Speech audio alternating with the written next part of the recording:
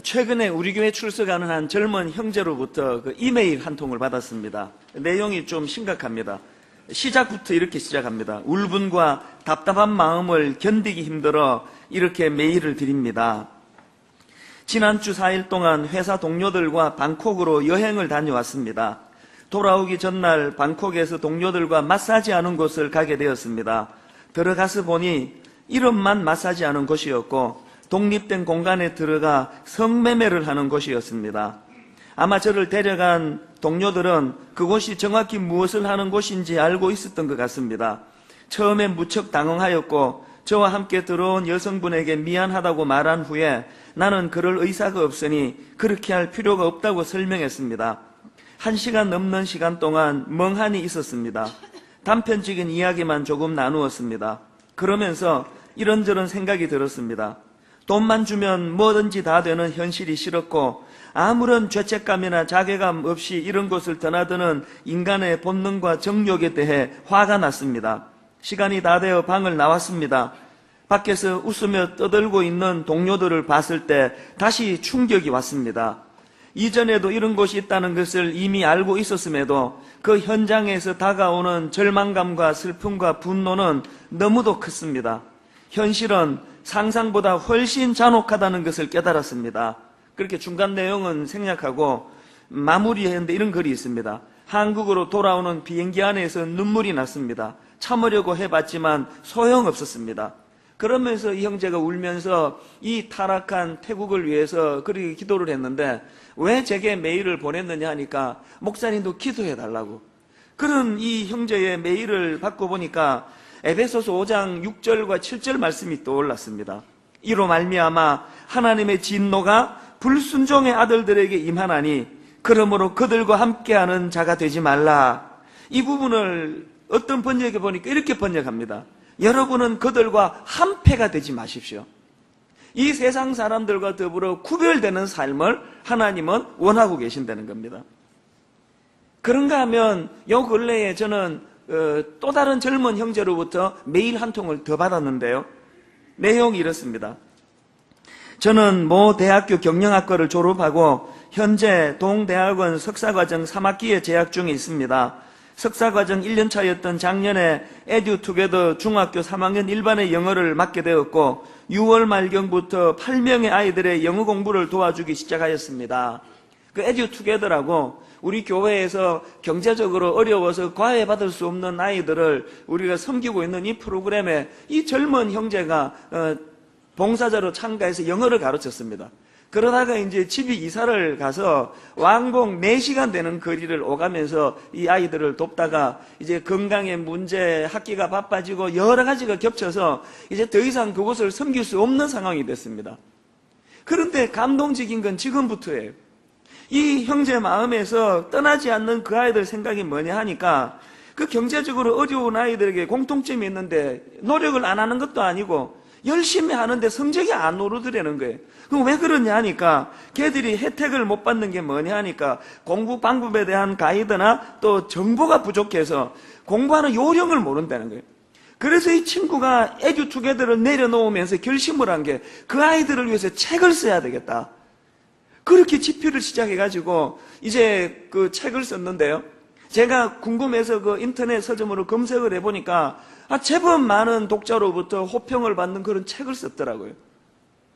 이 형제가 저에게 메일을 보내면서 이렇게 부족하게 저를 통해서 하는 일하시는 내용을 필요하면서 그 책을 썼더니 목표로 한 그 어려운 아이들에게 공부하는 방법을 가르쳐준 그 아이들뿐만 아니고 일반 학생들에게도 도움을 주는 일을 하게 되어서 참 기쁘다고 그런 메일을 제가 받았습니다.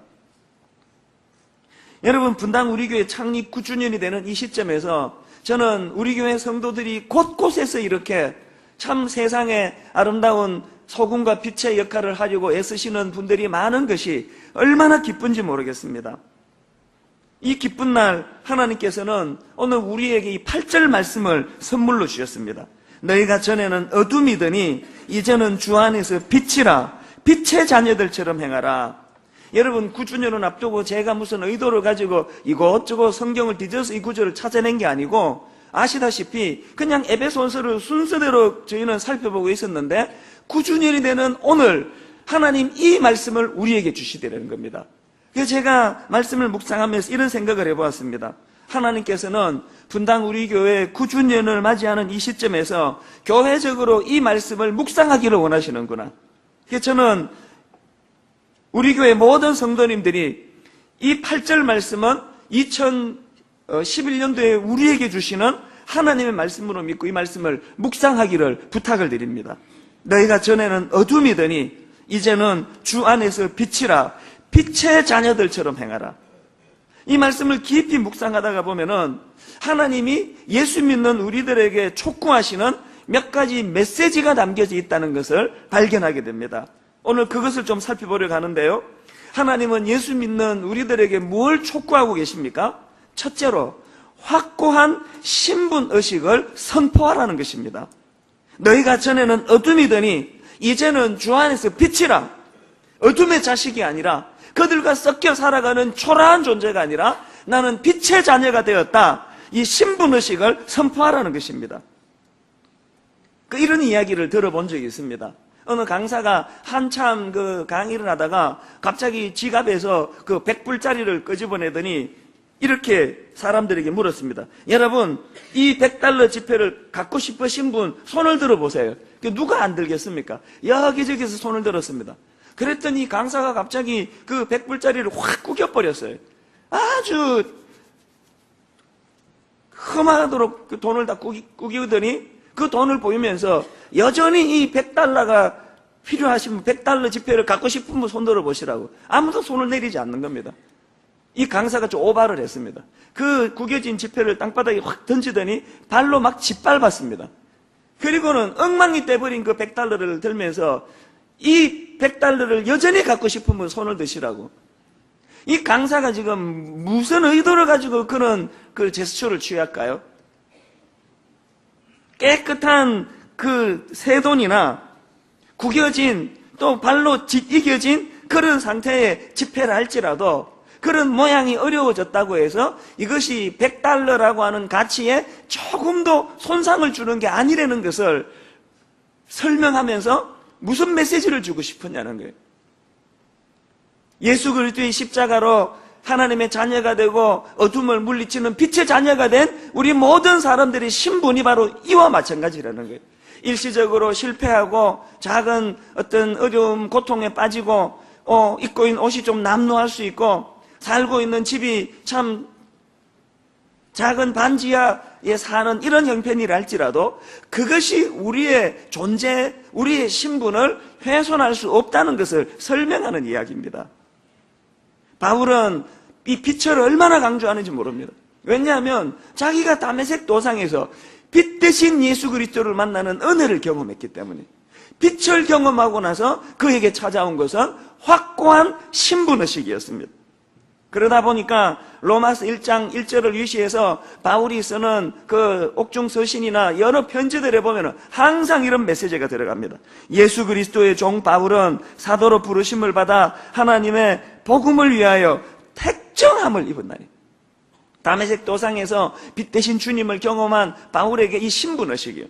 그러다가 보니까 그 사명을 수행하는 과정에서 초라한 일을 경험하고 어려운 일에 빠지는 것이 그를 비참하게 만들지를 못하는 겁니다.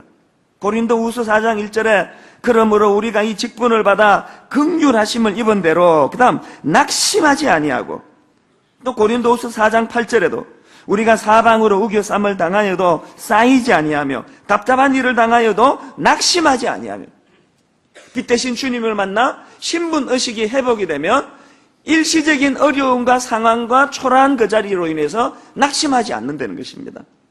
구약의 인물 예레미야를 보십시오. 그는 자기 자신에 대해서 이런 생각을 갖고 있었습니다. 예레미야 1장 6절 주 여호와여 보소서 나는 아이라 말할 줄을 알지 못하나이다. 여러분 우리가 예레미야처럼 이런 위축감 속에 빠져 있을 때 열등감이 많을 때 그리고 우리 내면의 상처가 치유되지 않을 때 그때 우리에게 필요한 것은 하나님의 말씀이 임하는 거예요.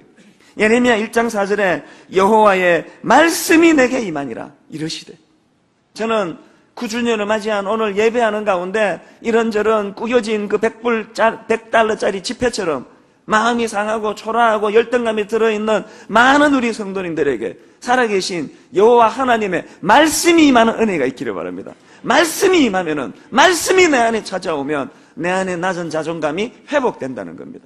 말씀이 임하되 무슨 말씀을 주시는가 보니까 5절에 내가 너를 모태에 짓기 전에 너를 알았고 내가 배에서 나오기 전에 너를 성별하였고 너를 여러 나라의 선지자로 세웠노라 하시기로. 그에게 하나님 회복시켜 주시는 것은 신분의식이에요. 네가 이렇게 초라한 자리에 빠져 있을 그런 사람이 아니다. 말씀이 임할 때. 이사야도 마찬가지입니다. 그가 이사야 60장 1절에서 놀라운 선언을 하지 않습니까? 일어나라, 빛을 발하라. 그 놀라운 선언이 어떻게 가능했나 보니까 그 다음에 이는 내 빛이 이르렀고 여호와의 영광이 내 위에 임하였음이니라. 오늘 예배하는 가운데 이사야가 경험한 이 하나님의 놀라운 빛이 우리에게 임함으로 우리에게도 이런 강렬한 선포가 일어나는 사건을 경험하는 예배가 되시기를 바랍니다. 그런가 하면 두 번째로 우리에게 하나님 뭘 촉구하십니까? 그 확고한 신분의식을 바탕으로 한 건강한 목표를 세우려는 것입니다. 8절을 다시 보세요. 너희가 전에는 어둠이더니 이제는 주 안에서 빛이라. 이 확고한 신분의식을 바탕으로 그 다음에 빛의 자녀들처럼 행하라. 우리가 은혜로 빛된 자신의 모습을 확인했다면 그 모습에 어울리는 건강한 목표가 필요하다는 것입니다. 마태복음 5장 14절 15절에 보면 오늘 본문 말씀을 보완해 주시는 주님의 말씀이 나옵니다. 너희는 세상의 소금이니 소금이 만일 맛을 잃으면 무엇으로 짜게 하리요? 후에는 아무 쓸데없어 다만 밖에 버려져 사람에게 밟힐 뿐이니라. 그 다음 보세요. 너희는 빛이 돼 세상의 빛이라. 산 위에 있는 동네가 숨겨지지 못할 것이요 사람의 등불을 켜서 말 아래 두지 아니하고 등경 위에 두나니 이러므로 집안 모든 사람에게 비치느니라. 너희는 소금이 돼 세상을 위한 소금이, 가정을 위한 소금이 아니에요. 교회를 위한 소금이 아니에요. 너희는 빛이 돼 세상을 비추는 빛이라는 거예요. 여기서 주님은 뭘 강조합니까? 예수 믿는 우리가 가져야 될 건강한 목표는 바깥 세상에서 영향력을 행사하는 삶.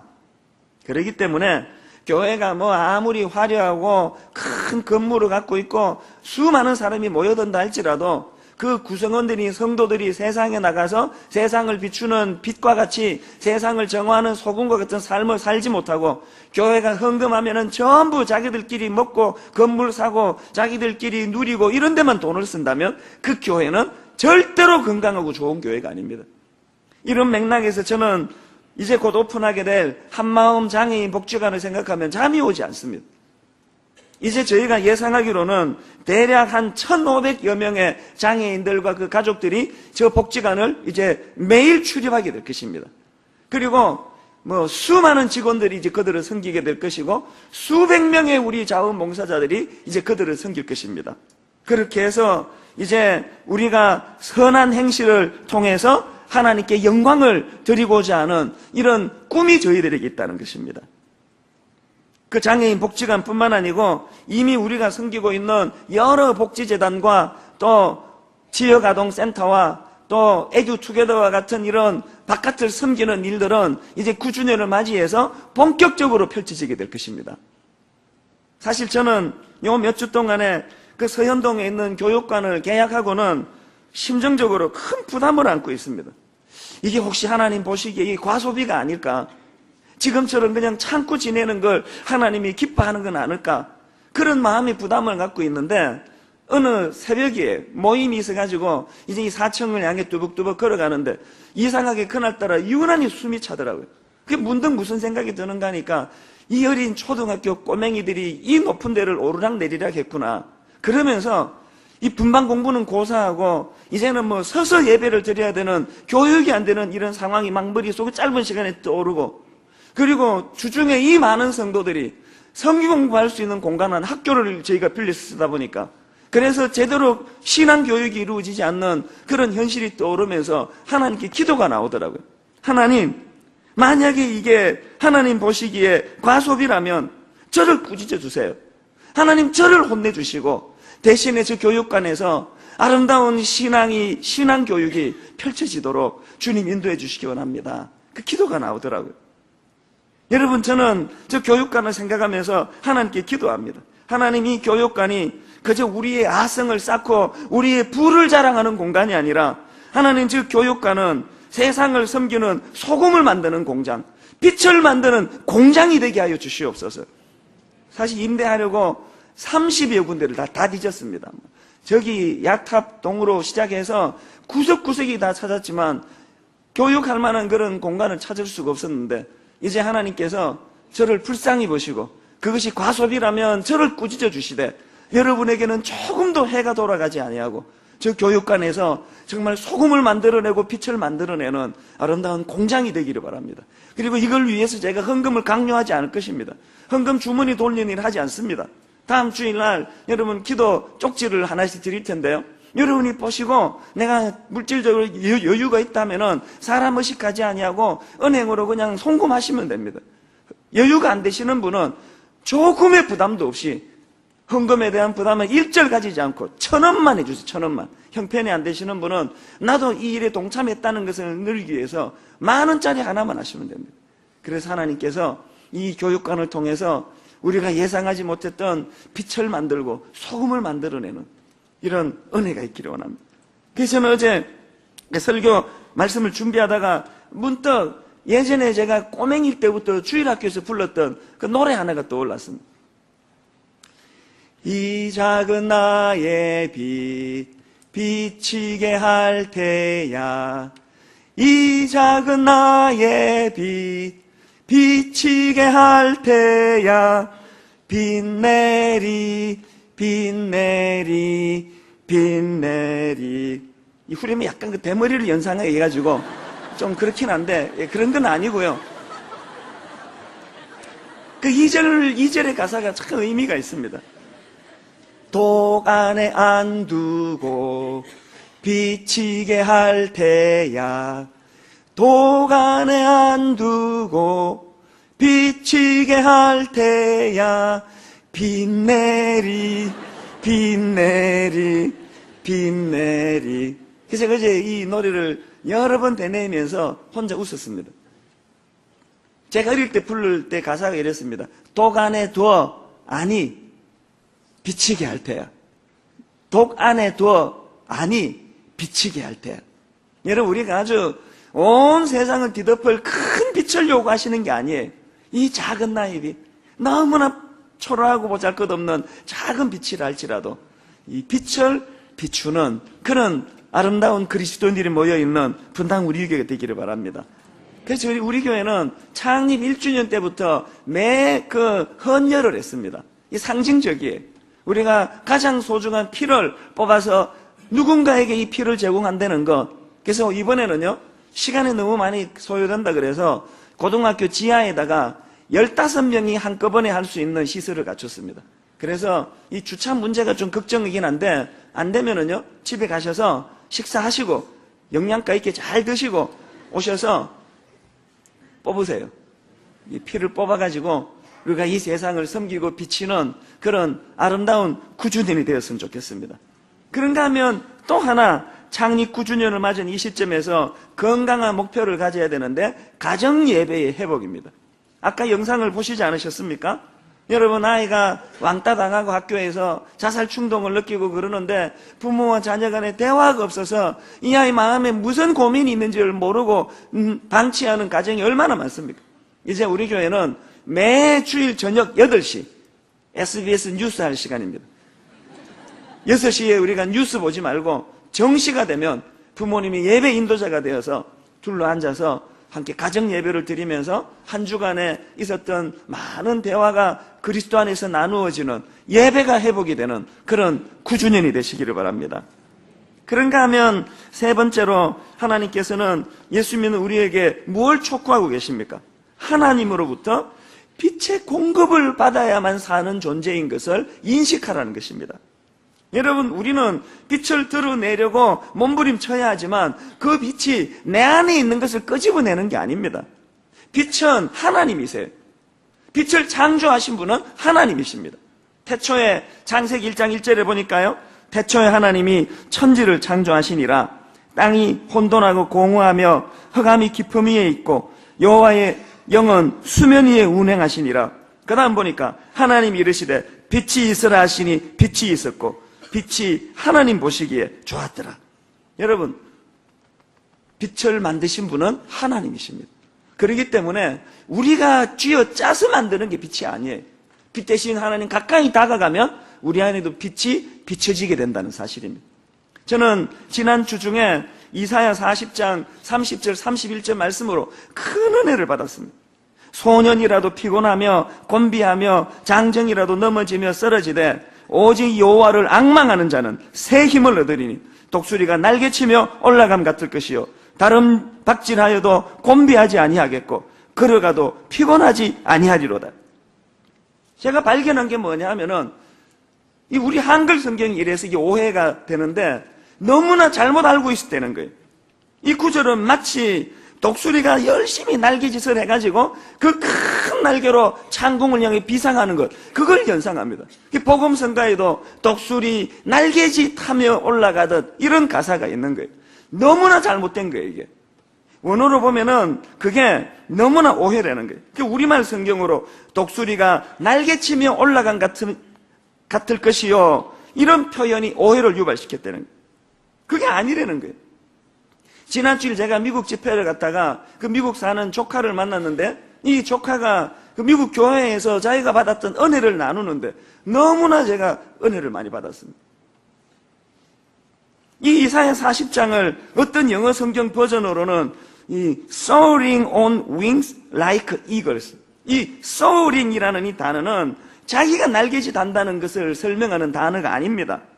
이 soaring이라는 단어는 마치 글라이더의 그 활공을 설명하는 단어예요. 글라이더는 자기가 날개짓을 해가지고 그 공기로 하늘을 나는 도구가 아니잖아요. 글라이더는 그냥 펼쳐서 공기의 기류를 이용해서 나는 도구예요. 이와 마찬가지로 독수리가 하늘을 높이 날아오를 때 자기가 날개짓에서 나는 게 아니고 태양열이 땅에다가 비치면은 공기가 따뜻해집니다. 그러면 그 따뜻한 공기는 위로 올라가는 성격을 가지고 있는데 독수리는 그 따뜻한 공기가 위로 상승할 때 바로 그 상승 온난 기류를 찾아서 들어간다는 겁니다. 그리고는 그 따뜻한 공기가 모아져서 하늘로 올라가는 상승 온난 기류를 독수리가 만나면 자기 날개짓 대신에 그 큰 두 날개를 쫙 펼쳐서 공기를 탄다, 기류를 타면서 올라간다는 겁니다. 제가 깜짝 놀랐던 것은요, 독수리는 이 나는 것에 굉장히 약한 조류라는 겁니다. 왜 그런가 하니까 독수리가 날개를 펴면은요, 대략 한 2m 정도 된다는 거예요. 그 육중한 날개 무게 때문에 참새는 날개가 조그맣기 때문에 자기의 날개짓으로 날 수 있는데 독수리는 너무나 그 무게가 육중해서 날개짓을 하기 어려운 조류라는 거예요. 그렇기 때문에 독수리가 하늘로 높이 날아오를 수 있는 유일한 방법은 자기의 날개짓이 아니라 지구의 상승 온난 기류를 만나는 거예요. 그 기류를 만날 때 날개를 펼치기만 하면은 글라이더처럼 soaring, 창공을 날 수가 있다는 것입니다. 저는 그 설명을 들으면서 굉장히 은혜를 받았어요. 이 독수리에 반해가지고 참새는 자기 날개짓으로 하늘을 나는 존재예요. 그런데 여러분, 참새가 높이 납니까? 독수리가 높이 납니까? 참새는 자기 날개짓으로 금방 지칠 수밖에 없습니다. 아까 읽었던 이사야 40장 30절에 소년이라도 피곤하며 곤비하며 장정이라도 넘어지며 쓰러지되, 여기 나오는 소년은요, 인생의 전성기에 속하는 젊은 남자를 이야기하는 거예요. 그러니까 젊은 남자 중에서도 힘이 세고 쌩쌩한 운동선수 혹은 군 복무 중인 우리 젊은 군인들, 이게 이 본문에서 말하는 소년이에요. 그러니까 인생의 가장 전성기에 훈련받은 병사, 훈련받은 운동선수와 같이 강한 존재를 할지라도 어떻게 한다고요? 피곤하고 곤비하고 넘어지고 쓰러진다는. 오늘 우리가 신앙생활 하면서 어떻게 해서든 내가 빛을 한번 발해보겠다고 몸부림치고 애쓰면은 돌아오는 건 실망밖에 없습니다. 여러분, 그렇게 믿었던, 또 그렇게 훌륭하다고 생각했던 목사님들이 하루아침에 넘어지는 것이 우리에게 무슨 교훈을 주겠냐고요. 우리가 보기에 그런 훌륭한 목사님들이랄지라도 자기의 어떤 몸부림, 자기의 날개짓으로 날아가면은 곤비하고 쓰러지고 피곤할 수밖에 없는 거예요. 그래서 오늘 우리는 빛된 삶을 살기 위해서 우리가 가지고 있는 어떤 그 무엇을 가지고 참새처럼 날개짓을 파닥파닥거리며 사는 존재가 아니라 어떻게 해요? 영적인 이 상승 온난 기류에 우리 몸을 맡기는 거예요. 내 어떤 열심, 내 어떤 도덕으로 살아가는 게 아닙니다. 분당 우리 교회가 지난 9년 동안에 혹시라도 이런 참새와 같은 날개짓, 도덕주의라고 하는 우리가 가지고 있는 선량한 그 무엇으로 교회가 유지되고 있다면 이 교회는 병든 교회라고 생각합니다. 독수리가 날개짓 탐해가 아니에요. 독수리는 그냥 날개만 펴기만 하면 돼요. 언제? 상승 기류를 만날 때 날개를 펴기만 하면은 그 펼쳐진 날개로 말미암아 그를 비상하게 만드는 것은 자기의 날개짓이 아니라 상승 온난 기류인 것처럼 오늘도 우리가 이 땅을 살아가는 가운데 능력의 원천이 내게서 나오는 것이 아니라 이 능력의 원천은 나의 바깥으로부터 나오는 거예요. 이 능력의 원천인 말씀을 묵상, 기도생활, 또 친밀한 성도 간의 교제, 이런 것들을 통해서 여러분 참새처럼 인생을 참 몸부림치면서 파닥파닥거리는, 그러면서 날마다 지치고 곤비한 인생이 아니라 하나님과 더불어 높이 날아올라가는 그런 독수리의 날개짓함회가 아니라 독수리의 날개 펴는 것 같은 그런 인생으로 살아가시기를 바랍니다. 이것이 31절에 나오는 오직 여호와를 앙망한다는 말씀이에요. 분당 우리 교회는 이제 10주년을 향해 나아갈 때 앞으로 1년 동안 여호와를 앙망하는 그리스도인들이 모인 교회. 내 노력이 아니라, 내 날개짓이 아니라 글라이더처럼 소어링, 날개를 펼치는, 기류를 만난 날개를 펼치고 한번 기류를 만났으면 그 기류를 벗어나지 않으려고 몸부림치는 것. 한번 그리스도의 영역 안에 우리가 들어왔으면 이 영역을 벗어나지 않으려고. 왜 그 젊은 형제가 아무도 보는 사람이 없는데 성매매하는, 내가 가자고 한 것도 아니고 모르고 갔는데 너무나 세상적으로 쾌락을 즐길 수 있는 상황이 됐는데, 여러분 그 형제가 그것을 거절할 수밖에 없는 것은 왜 그렇습니까? 그런 음란하고 패역한 유혹에 한 번 넘어가 버리면 하나님의 은혜의 상승 기류에서 탈락할 것을 형제가 알기 때문에 우리가 해야 되는 것은 우리의 몸부림이 아니라 이 하나님의 은혜의 영역을 벗어나지 않으려고 몸부림치는 거라고 생각합니다. 이 찬순 목사가 저의 날개짓으로 목회하는 교회가 아니기를 갈망합니다. 저는 그냥 날개만 펴기를 원합니다. 여러분의 가정을 운영할 때 날개짓 한두 번 해보셨습니까? 자녀 교육에 날개짓 한두 번 해보셨습니까? 아무리 날개짓을 해도 돌아오는 것은 피곤하고 지치고 낙심밖에 없습니다. 이제 영적인 상승 기류를 만나서 하나님 주신 그 큰 날개를 펼쳐 들기만 하면 내 참새 같은 몸부림으로 날 수 없었던 저 운비한 창공을 향하여 빛을 드러내며 소금의 역할을 하며 살아가는 하나님의 자녀들이 될 줄로 믿습니다. 이사야 60장 1절 기억하십시오. 일어나라, 빛을 발하라. 이는 내 빛이 이르렀고 여호와의 영광이 내 위에 임하였느니라. 모두가 다 이런 놀라운 선언을 하는 저와 여러분 되시기를 주님 이름으로 축원합니다.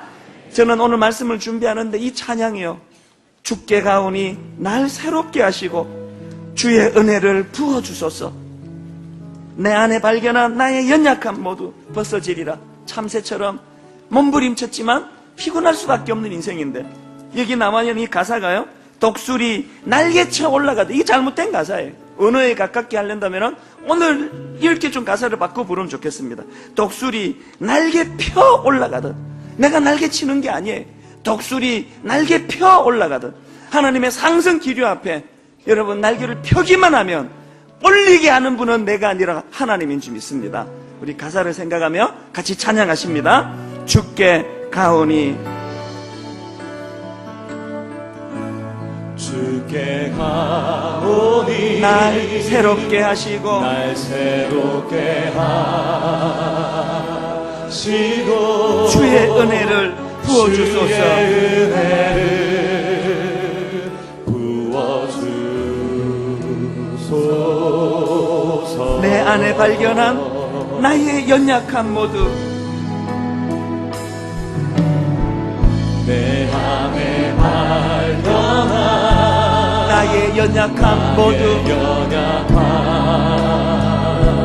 모두 벗어지리라. 벗어지리라. 나의 날개짓이 아니에요. 주의 십자가 사랑입니다. 주의 사랑으로 영적인 상승 기류를 주여 주시옵소서. 주 사랑 나를 붙드시고 사랑 나를 붙드시고 주 곁에 날 이끌소서. 여러분 이 장면 한번 상상해 보십시오. 선포하십시오. 독수리 날개 펴 올라가던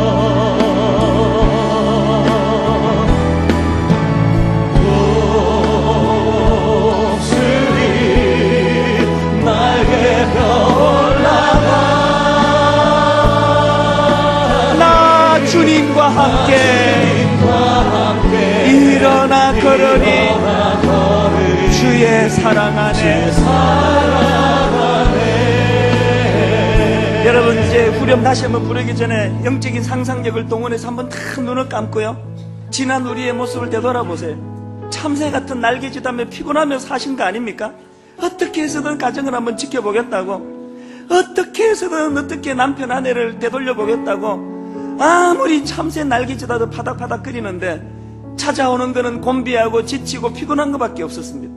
독수리가 자기 날개로 하늘을 비상하는 것이 아니라 하나님 영적인 그 상승 기류에 자기 몸을 맡기며 날개를 펼쳐들 때 그가 참새 날개짓으로 오를 수 없는 저 높은 곳까지 올라갈 수 있다면, 9주년을 맞이한 이 시점에 하나님 다시 한번 영적인 상승 기류를 찾아 헤매기를 원합니다.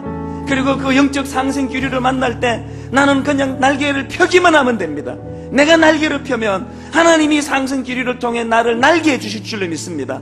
우리 가사를 생각하면 후렴부터 찬양할 때 눈을 감으세요. 머리로 여러분 나르고 싶은 마음을 주님께 올려드리시기 바랍니다.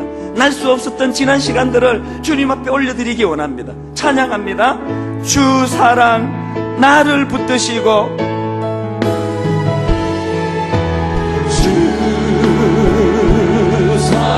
영적 상승 못난 기류를 주옵소서. 주 곁에 날 이끌소서.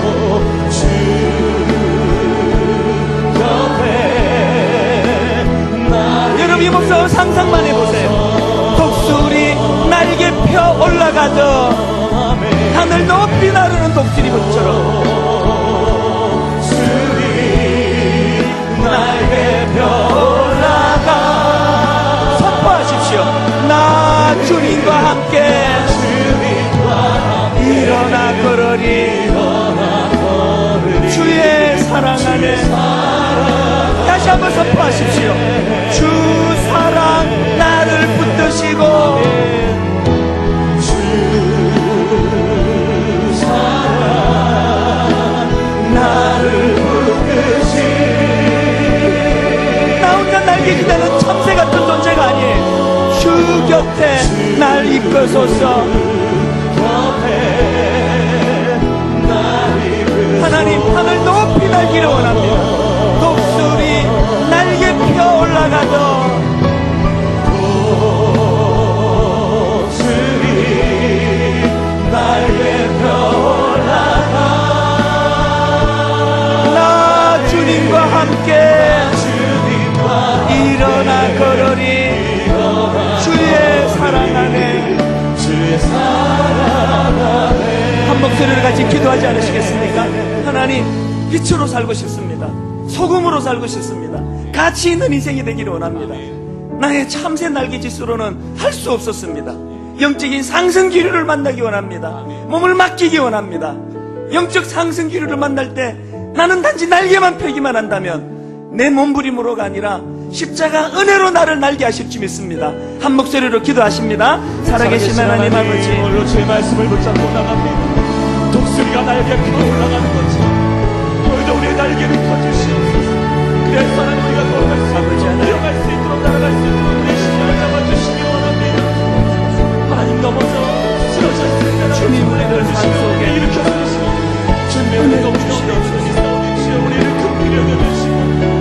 일어나 걸어라 말씀하시는 주님의 말씀. 하나님 은혜를 주옵소서. 말씀하시는 주님의 말씀. 주님의 사랑 나를 붙드시고 주님의 곁에 영적 상승 기류를 사모하며 우리는 단지 날개만 펴고 영적 상승 기류에 우리의 몸을 맡기기를 원합니다. 성령의 바람이 불게 하여 주시옵소서. 아버지 은혜를 주시옵소서. 성령의 바람이 불게 하여 주시옵소서. 주여 은혜를 주옵소서. 소년이라도 넘어지고 장정이라도 자빠지시고 하나님 아버지 출란 마음 자가 되었을 수 없습니다. 주님 앞에 마음을 다하여 예배할 때 하나님 아버지 우리 삶을 좀 주시옵소서. 하늘 높이 웅비하는 독수리처럼 하나님 아버지 은혜를 우리에게 주시옵소서. 날아가고 강하고 담대하여 주를 바라보게 하여 주시옵소서. 강하고 담대하여 주를 바라보게 하여 주시옵소서. 계속 기도하실 분 계속 기도하시고 다시 한번 입술로 선포하며 나가기 원합니다. 주 사랑 나를 붙드시고 주 사랑 나를 붙드시고 주 곁에 날 이끄소서.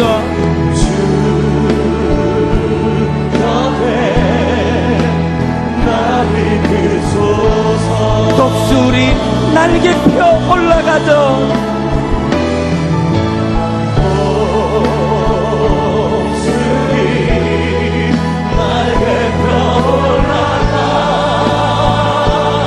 나 주님과 함께 일어나 걸으리. 주의 사랑 안에 나의 눈 열어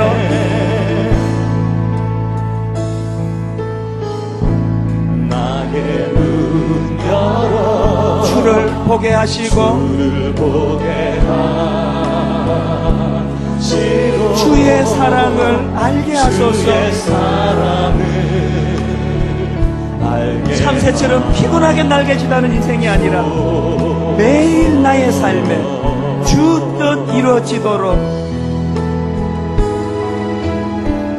매일 나의 삶에 주 뜻이 사모합니다. 새롭게 하소서. 새롭게 나의 날개짓이 아니라 주님의 은혜로 주의 사랑으로 주의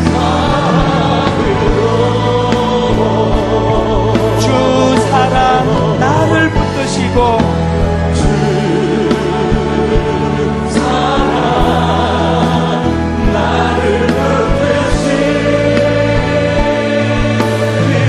주 곁에 날 이끌소서. 여러분 머릿속으로 이 장면 한번 상상해 보세요. 독수리 날개 펴 올라가듯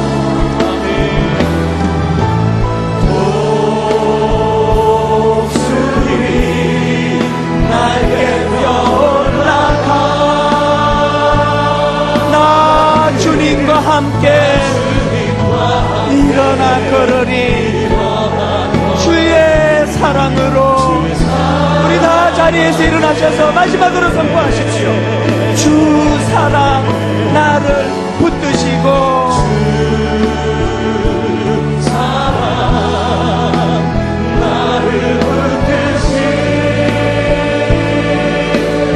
주 곁에 날 이끌소서. 하나님 주시는 영적 상승 기류를 만나야만 하고 독수리 날개 펴 올라가듯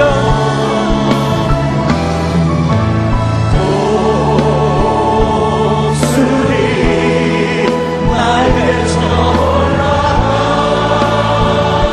나 주님과 함께 일어나 걸으리.